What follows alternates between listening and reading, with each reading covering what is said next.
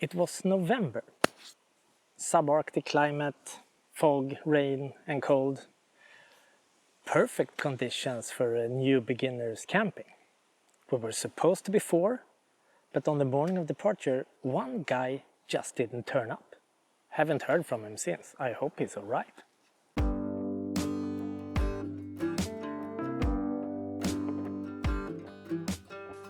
This time it was me and 2 friends. Well, originally me and 3 friends. The plan was to go to the same spot as last time when the Family Boys premiered the tent. That didn't really work out. Either I was way off, or the trail leading from the road to the clearing had become totally overgrown. Whatever the reason, I couldn't find it. So we had to find another place to set up camp. After no more than 5 or 10 minutes drive, the road went over a causeway between 2 lakes, with a little islet bulging out to the right. That was the perfect spot. We quickly set up camp and moved everything inside to prevent it from getting wet, because the rain was hanging in the air. To enable us to be outdoors in spite of a possible rain, I had invested in a small, cheap pop-up tent without walls that were placed just outside the tent entrance as a roof. Then we lit a fire and put on a kettle of coffee. This time we brought an old garden furniture set with a small round table with 4 chairs, all foldable but very heavy. We could have managed with 3 chairs as it turned out, but Seke was in charge of dinner. And since he had planned a chili stew that requires at least 4 or 5 hours in the pot, we started right away while it was still light enough. Chuck steak and smoked pork belly diced in sizable chunks. The amount of meat was more than enough for the expected 4 of us, and since only 3 actually turned up, it was almost ridiculous. We started with the sliced pork belly to render out some fat to grease the murika.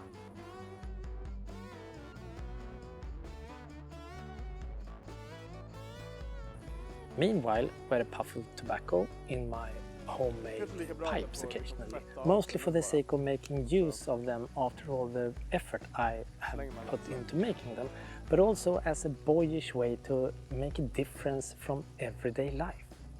And that's really enjoyable in itself.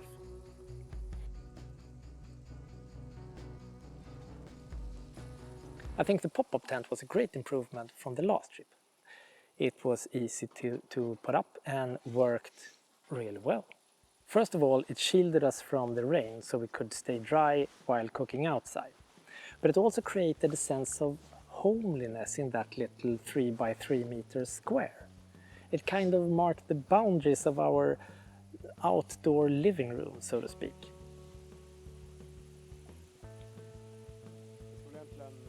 The chuck dices got its frying surface in the melted pork fat. Adding plenty of cooking fumes to the smoke from the fire, cooking like this inside the tent wouldn't have been possible. And there was a soft drizzling rain for most of the afternoon, so we were really glad we had that roof. Well invested money. It was rather nice standing next to the fire, having a beer and just hanging around. When the beef was bronzed enough, we moved it over to the cast iron wok, added onion, garlic, chili and cinnamon, and poured some coffee for tendering and beer to juice it up a bit.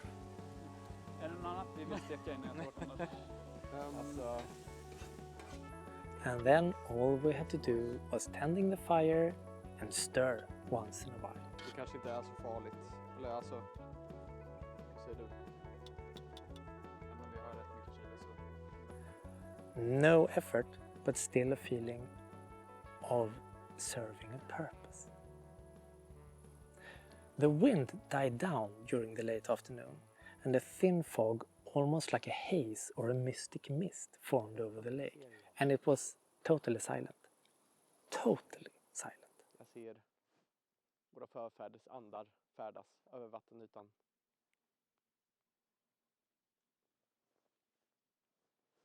Moder naturs väsen, andeväsen.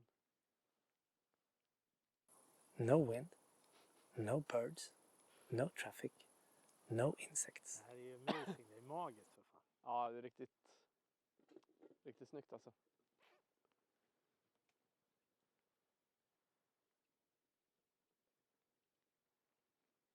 There were no sounds at all, not originating from ourselves. It was absolutely magical.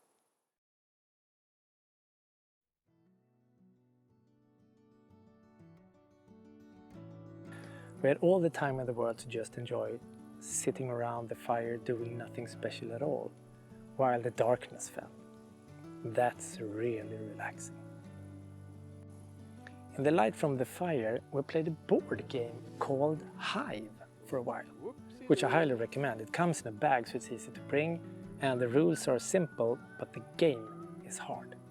Really fun game, perfect on camping if you have a table or just a blanket or something.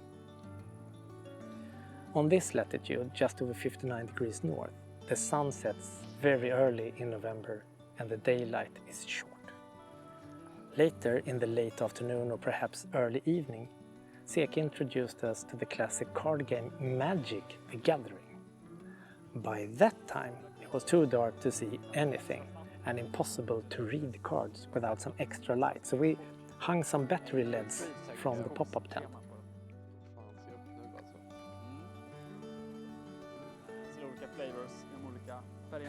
We found that headlamps is really a must-have when it gets totally black. You most often need both your hands while doing something, so it's really impractical with a handheld torchlight. And besides, with a headlamp you can experience going hyperspeed through space in real life if it's drizzling rain.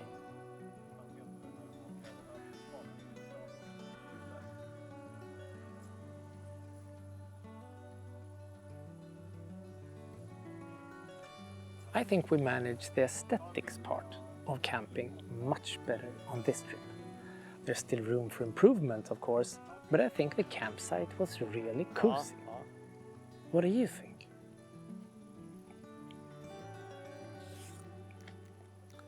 When it was time to eat, we moved the table into the tent.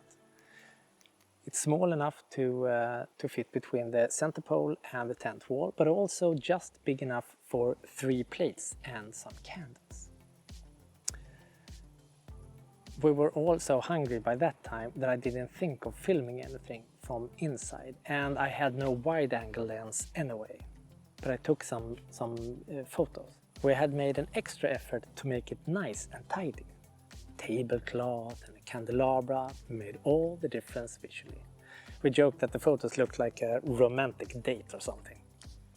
We had a great time, talking over 1 or 2 bottles of wine until very late, with a warm sparkling fire in the stove, while the rain kept tapping the canvas.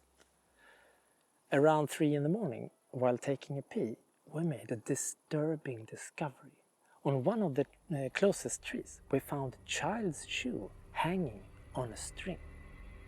We hadn't seen it before, although that tree trunk was in our line of sight all day and we had walked past it within a meter or so several times during daylight. The horror movie question arose. Had it been there the whole time, or had someone strung it up while we were here? Nah. A family camping in the summer probably hung it there to dry after the kids stepped in the water, and then they forgot it when they left. We had a lot of fun joking about it though. The morning was as quiet as the late afternoon. Only the drizzle disturbing the surface of the lake. The most perfect conditions for a slight but manageable hangover from an excellent wine.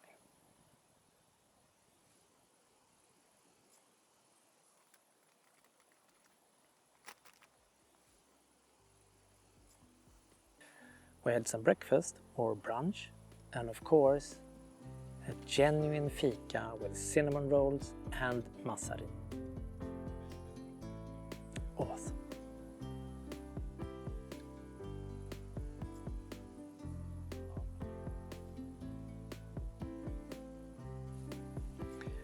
We had absolutely no hurry to pack up and leave. On the contrary, we wished we had planned for some more nights and talked about what it would take to stay out a little longer the next time, because it's absolutely going to be a next time. In the winter,